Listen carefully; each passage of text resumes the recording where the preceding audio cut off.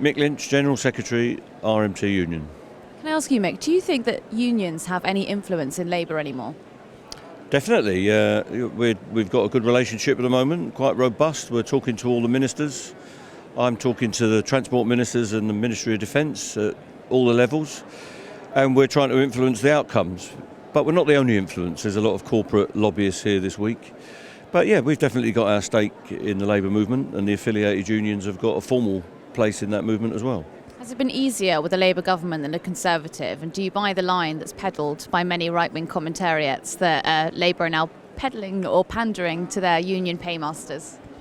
Definitely not. The unions aren't paymasters anyway. That's a ridiculous thing. We're part of the same organisation. Some people are affiliated and others are more distant. But they're not pandering to us. We have grown-up discussions, not just about pay, but about how the railway in our case is going to work, the way that the ferry system around our country is going to work. But obviously there's housing, education, healthcare.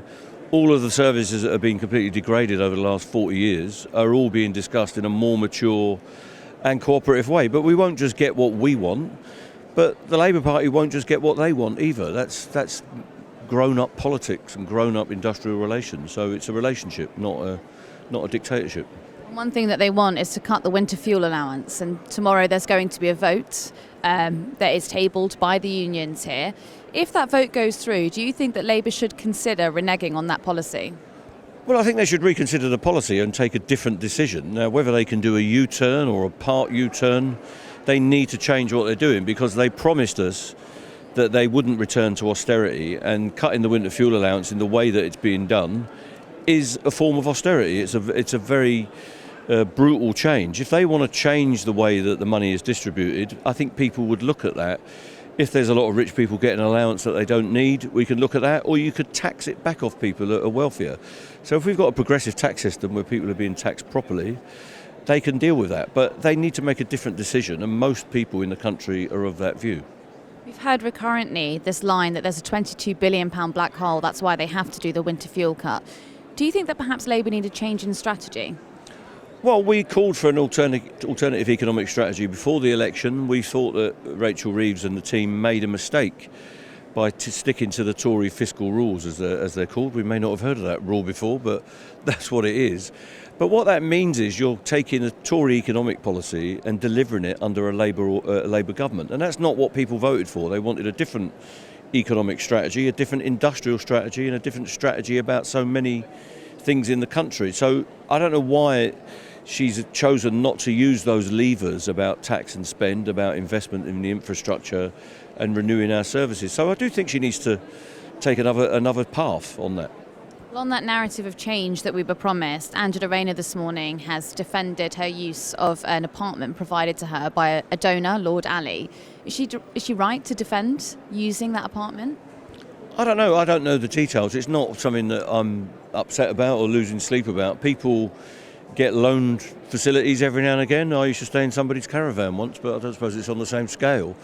You get these considerations in life. It's not a great look, but I think they can sort that out very quickly. The media are jumping up and down on it, and they need to look like they mean business and are not in hock to certain interest groups.